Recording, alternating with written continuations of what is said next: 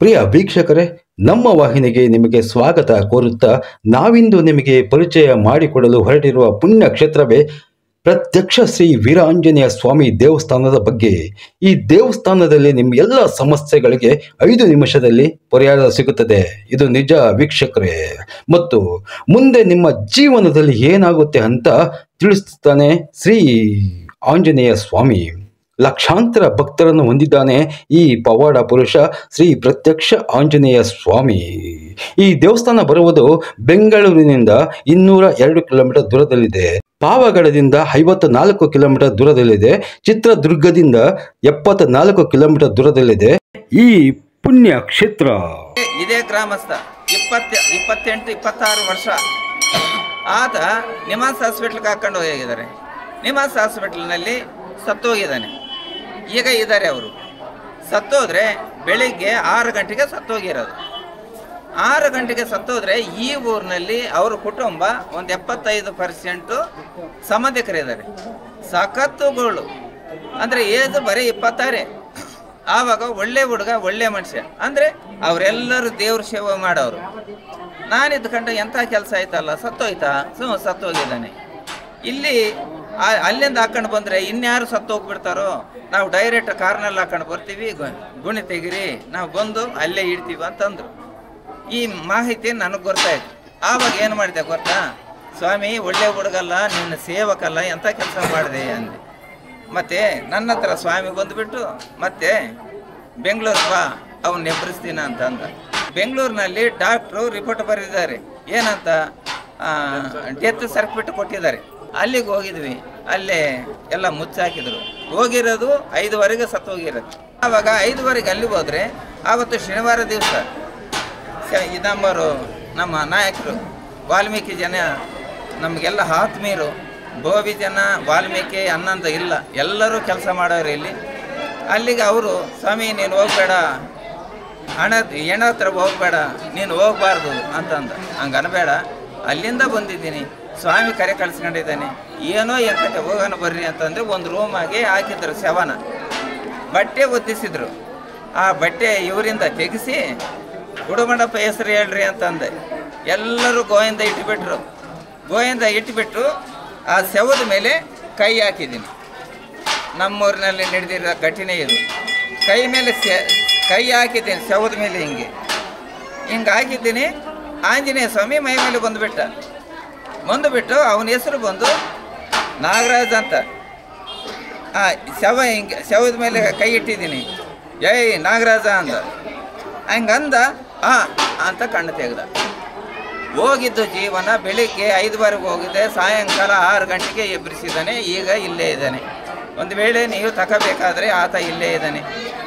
ಎಲ್ಲ ಮಾಹಿತಿ ಈ ಭಗವಂತನ ಪವಾಡ ಒಂದಲ್ಲ, ಎರಡಲ್ಲ, ಲಕ್ಷಾಂತರ ಪವಾಡ ಇದೆ.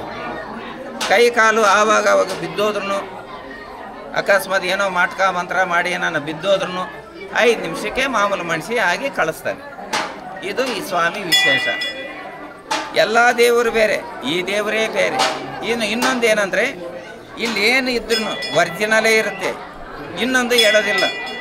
ಈ ಸ್ವಾಮಿ ನಿಂದು ಇದೇ ಕಥೆ ನಡೀತಂತ ಇದೇ ಕಥೆ ನಡೀತೆ, ಇಲ್ಲಂತಂದ್ರೆ ಇಲ್ಲ. ಇದು ಈ ಸ್ವಾಮಿ ಪವಾಡ. ಶನಿವಾರ ದಿವಸ ವಿಶೇಷ ಪೂಜೆ. ಶನಿವಾರ ಸಾಯಂಕಾಲ 6 ಗಂಟೆಗೆ ಯಾವ ಕಡೆ ಇದ್ದು 4 ಮೂಲೆಯಲ್ಲಿ ಕರ್ನಾಟಕ, ಆಂಧ್ರದಲ್ಲಿ ಭಕ್ತಾದಿಗಳು ಸೇರ್ಕೊತಾರೆ. ಏಳಿಗೆ ಇರೋದು 10 ಗಂಟೆ 11 ಗಂಟೆಗೆ ಸ್ವಾಮಿ ಮೈ ಮೇಲೆ ಬರ್ತಾನೆ ಶನಿವಾರ ದಿವಸ. ಊಟದ ವ್ಯವಸ್ಥೆ 1 ಗಂಟೆ 12 ಗಂಟೆಗೆ ರಾತ್ರಿ ಶನಿವಾರ ಸರಿವತ್ತಿನಲ್ಲಿ ಊಟದ ವ್ಯವಸ್ಥೆ ಇರುತ್ತೆ. ಇದು ಭಗವಂತ ಪ್ರತಿಯೊಂದು ಭಕ್ತಾದಿಗಳು ಅನುಮತಿ ಕೊಡ್ತಾನೆ, ಚೆನ್ನಾಗಿ ಇರ್ತಾರೆ. ಇನ್ನೊಂದೇನು ನಡೀತಂತಂದರೆ, ಬಸವನು ಒಂದು ತಂದೆ ನನ್ನ ಕಷ್ಟನ ಇಂಥ ಪರಿಹಾರ ಮಾಡಿಕೊಡಂತ ಸುಮ್ಮನೆ ಕೈ ಮುಗಿದು ಹೋದರೆ ರಾತ್ರಿಗೆ ಅವ್ರ ಕನಸಿನಲ್ಲಿ ಹೋಗ್ಬಿಟ್ಟು ಆವಾಗ ತಿಳಿಸಿ ನಿನ್ನ ಕಷ್ಟನ ಬಿಡುಗಡೆ ಮಾಡಿದ್ದೀನಿ ಎದ್ದಳಂತ ಹೇಳ್ತಾನೆ ಬಸವ ಜನಾಗಿ. ಈ ಥರ ಈ ಸ್ವಾಮಿ ಮಹಿಮೆ. ಅಡ್ರೆಸ್ ಕರ್ನಾಟಕದಿಂದ ಏನನ್ನ ಬಂದರೆ ಬೆಂಗಳೂರು, ಕರ್ನಾಟಕ, ಶಿವಮೊಗ್ಗದಿಂದ ಬಂದರೆ ಚಿತ್ರದುರ್ಗದಿಂದ ಈ ಕಡೆ ನಾಗಪ್ಪನಹಳ್ಳಿ ಗೇಟ್ ಅಂತ ಬರುತ್ತೆ ಪಾವಗಡ ರೋಡ್ನಲ್ಲಿ. ಆ ನಾಗಪ್ಪನಹಳ್ಳಿ ಗೇಟದಿಂದ ವಡ್ಡೇಪಾಳ್ಯಂ ವೀರಾಂಜನೇಯ ಸ್ವಾಮಿ ಅಂತಂದರೆ ಬರ್ಬೋದು. ಈ ಆಂಧ್ರದಿಂದ ಬಂದರೆ ಕಲ್ಯಾಣದುರ್ಗದಿಂದ ಈ ಮಲೈನೂರು ಅಂತ ಬರುತ್ತೆ. ಮಲೈನೂರಿನಲ್ಲಿ ಇಳಿದು ಇಲ್ಲಿಗೆ 1 ಕಿಲೋಮೀಟರ್ ಆಗುತ್ತೆ.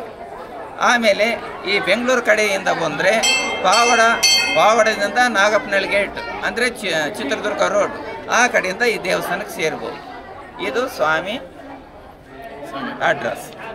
ಜಗತ್ತಿನಲ್ಲಿ ಎಲ್ಲಿ ತಿರುಗೋದು, ಯಾವ ಕಡೆ ತಿರುಗೋದು, ಮೂಲೆ ಮೂಲೆ ತಿರುಗೋದು ಆಂಜನೇಯ ಸ್ವಾಮಿ ಒಬ್ಬನೇ ಇರೋದು ದೇವಸ್ಥಾನದಲ್ಲಿ. ಇಲ್ಲಿ ಮಾತ್ರ ಪಕ್ಕದಲ್ಲಿ ಈರಣ್ಣ ಸ್ವಾಮಿನೇ ಇಟ್ಕೊಂಡಿದ್ದಾನೆ ಆಂಜನೇಯ ಸ್ವಾಮಿ. ಈ ಈರಣ್ಣ ಸ್ವಾಮಿ ಬಂದುಬಿಟ್ಟು ಮಹಾಪವಾಡ ಪುರುಷ. ಗಾಳಿ, ಚೌಡಿ, ಮಾಟಕ, ಮಂತ್ರ ಏನು ಮಾಡಿದ್ರು ಈರಣ್ಣ ಸ್ವಾಮಿದಿಂದನೇ ಪರಿಹಾರ ಆಗುತ್ತೆ. ಈರಣ್ಣ ಸ್ವಾಮಿ ಯಾವಾಗ ಬರ್ತಾನೆ? ಆಂಜನೇಯ ಸ್ವಾಮಿ ಬರ್ತಾನೆ ಮೈ ಮೇಲೆ, ಈರಣ್ಣ ಸ್ವಾಮಿ ಬರ್ತಾನೆ. ಬರೋ ಭಕ್ತಾದಿಗಳಿಗೆ ಹಿಂಗೆ ನಡೀತಂತ ಮುಂಚೆನೇ ತಿಳಿಸ್ತಾನೆ. ಯಾರಿಗಾನ ಏನಾನ ಗಂಡಾಂತರ ಬಂದರೆ ಇಂಥ ಟೈಮ್ಗೆ ಹಿಂಗೆ ನಡೆಯುತ್ತೆ, ಇಂಥ ಟೈಮ್ಗೆ ನಿನಗೆ ಆಕ್ಸಿಡೆಂಟ್ ಆಗುತ್ತೆ, ಸ್ವಲ್ಪ ಹಿಂದಕ್ಕೆ ಸರಿ ಅಂತಾನೆ. ಹೋಮದಾರಕ ಮಾಡ್ಕೊಂಡು ಏನನ್ನು ಹೋದರೆ ಸ್ಪಾಟ್. ಈ ಸ್ವಾಮಿ ಪವಾಡ ಈರಣ್ಣ ಸ್ವಾಮಿದು ಆ ಥರ ಇರುತ್ತೆ. ಈರಣ್ಣ ಅಂದರೆ ಯಾರು? ಬೋವಿ ಜನಾಂಗ. ಇಂಥ ಕಾಲದಲ್ಲಿ ಬೋವಿ ದೇವರಾಗಿ ಬಂದಿದ್ದಾನೆ ಆ ಮಹಾನುಭಾವ. ಆಂಜನೇಯ, ಈರಣ್ಣ ಇವರಿಬ್ಬರು ಸೇರ್ಕೊಂಡಿದ್ದಾರೆ. ಇದು ಆ ಭಗವಂತ ವಿಶೇಷ. ಈಗ ಈರಣ್ಣ ಸ್ವಾಮಿ ಜಾತ್ರೆ ಅಂತ ನಡೀತೈತಿ. 8ನೇ ತಾರೀಕು, 8, 9, 10, 11 ಈ 4 ದಿವಸ ವಿಶೇಷವಾಗಿ ನಡೀತೆ. ಅದರಲ್ಲಿ ಭಾಳ ಪವಾಡ ಇರುತ್ತೆ. ಈರಣ್ಣ ಸ್ವಾಮಿ ಒಬ್ಬಂದೇ ಜಾತ್ರೆ ಆಗುತ್ತೆ. ಒಂದು ಕರೆ ಓತ್ ಅಂತ ಐತೆ. ಆ ಕರೆ ಓತ ಮೇಲೆ ಈರಣ್ಣ ಸ್ವಾಮಿ ಮೈ ಮೇಲೆ ಬರುತ್ತೆ. ಆ ಓತದಿಂದ ಮಹಾಪವಾಡ ನಡೀತೆ. ಈ ಥರ ಈರಣ್ಣ ಸ್ವಾಮಿ ಮಹಿಮೆ. ಶನಿವಾರ ದಿವಸ ಈರಣ್ಣ ಸ್ವಾಮಿ ಈ ಟೈಮಿಗೆ ದೇವಸ್ಥಾನಕ್ಕೆ ಹೋಗ್ತಾನೆ. ಹೊರಗಡೆ ಒಬ್ಬನೇ ಹೋಗ್ತಾನೆ. 4-5 ಗಂಟೆಗೆ ದೇವಸ್ಥಾನ ಸೇರ್ಕೊಂತಾನಲ್ಲಿ. ಆವಾಗ ಬೆಳಗಿನ ಜಾವು ಭಕ್ತಾದಿಗಳು ಒಳ್ಳೆ ಸರಿವತ್ತಿನಲ್ಲಿ ಸ್ವಲ್ಪ ಮ್ಯಾಕೆ ಅವು ಇವು ಕಡಿಯೋದು ಆ ಸ್ವಾಮಿಗೆ ಒಳ್ಳೆ ಸರಿವತ್ತಿನಲ್ಲಿ 1 ಗಂಟೆಗೆ ಆ ಥರ ಮಾಡಿ 3 ದಿವಸ ಇಲ್ಲೇ ಇದ್ದು ಆ ಭಗವಂತನ ಸೇವೆ ಮಾಡಿ ಹೋಗ್ತಾರೆ.